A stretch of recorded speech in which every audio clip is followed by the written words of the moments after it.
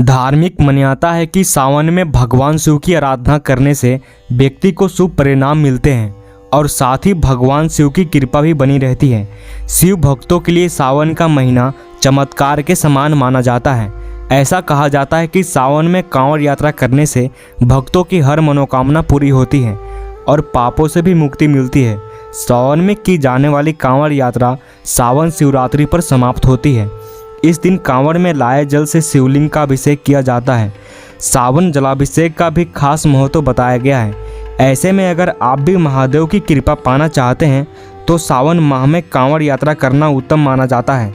कांवड़ यात्रा को लेकर बहुत सी पुरानी कथाएं भी प्रचलित हैं, जिनके अनुसार प्रभु श्री राम, भगवान परशुराम, श्रवण कुमार और रावण आदि के द्वारा कांवड़ यात्रा करने का वर्णन मिलता है। अब ऐसे में इस साल कांवड़ यात्रा कब से शुरू हो रही है, सामग्री क्या है, कांवड़ यात्रा के लिए नियम क्या है और कैसे इस यात्रा की तैयारी की जाती है, इन सभी के बारे में आपको विस्तार से बताते हैं। अगर किसी भक्त की कोई मनोकामना है जिसे वो पूरा करना चाहता है तो अपनी मनोकामना पूर्ति के लिए किसी पवित्र नदी का जल कांवड़ में लेकर उसे महादेव का जलाभिषेक किया जाता है। भक्त घर से कांवड़ लेकर निकलते हैं और पवित्र नदी से जल भरकर शिवलिंग के अभिषेक करने तक जो यात्रा की जाती है वह कांवड़ यात्रा कहलाती है। धार्मिक मान्यताओं के अनुसार कांवड़ यात्रा 4 तरह की होती है।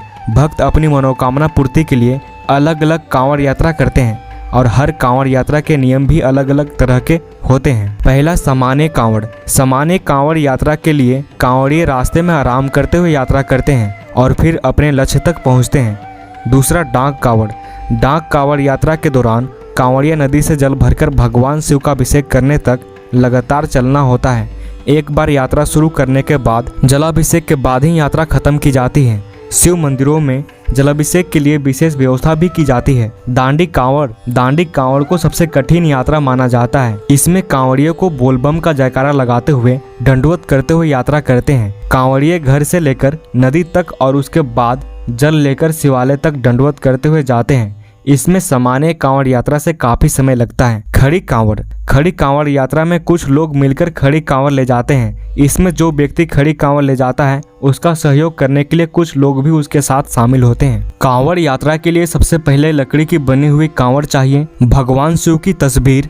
कांवड़ को सजाने के लिए श्रृंगार सामग्री चाहिए। गंगा जल या नदी जल भरने के लिए कोई भी बर्तन या पात्र होना चाहिए। कांवड़िए के लिए गेरुआ या फिर केसरिया वस्त्र होना चाहिए। इसके अलावा कुछ जरूरी दवाएं और पट्टी आदि। भगवान शिव को समर्पित कांवड़ यात्रा श्रद्धा भाव से की जाती है।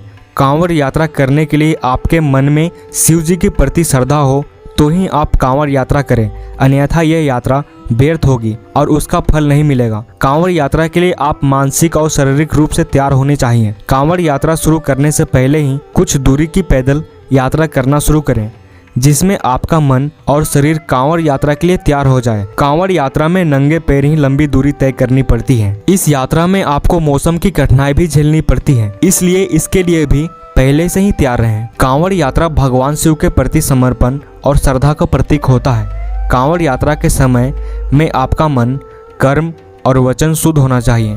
इस समय में शराब, पान, गुटखा, तंबाकू, सिगरेट, तामसिक और राजसी चीजों आदि का सेवन बिल्कुल भी नहीं करना चाहिए। कांवड़ यात्रा में श्रद्धा, भक्ति और मन की दृढ़ता की परीक्षा होती है। इसमें आपका एक ही लक्ष्य होना चाहिए, भगवान भोलेनाथ की कृपा पाना। यात्रा के दौरान इस उद्देश्य से कभी भटकना नहीं चाहिए। एक बार कांवड़ उठाने के बाद उसे रास्ते में कहीं भी जमीन पर नहीं रखा जाता है।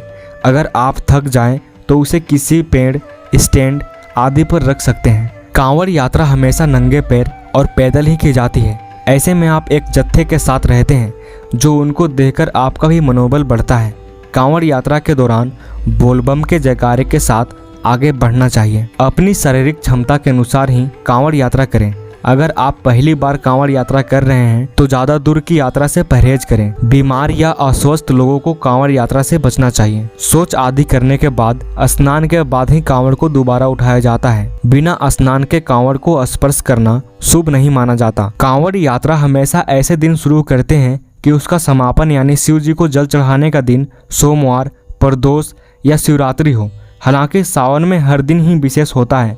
अगर ऐसा संभव न हो तो आप सावन में किसी भी दिन किसी समय शिव जी को जल अर्पित कर सकते हैं। पवित्र नदी से जल लाकर अपने घर के आसपास किसी भी शिव मंदिर में जाकर भोलेनाथ का जलाभिषेक करें। भगवान शिव का स्मरण ओम नमः शिवाय का उच्चारण करते हुए शिवलिंग पर जल चढ़ाएं। फिर उसके बाद बेलपत्र, भांग, मंदार पुष्प, चंदन, अक्षत, शहद आदि चढ़ाते हुए शिवलिंग की विधि विधान से पूजा करनी चाहिए। यदि आप भी सनातन धर्म के बारे में धार्मिक कथा, कहानी, महाभारत, रामायण, पुराण, धर्म ग्रंथ के रहस्यों को जानने में रुचि रखते हो तो हमारा चैनल लर्न सनातन को सब्सक्राइब करके बेल आइकन पर क्लिक कर लें। जय श्री राम।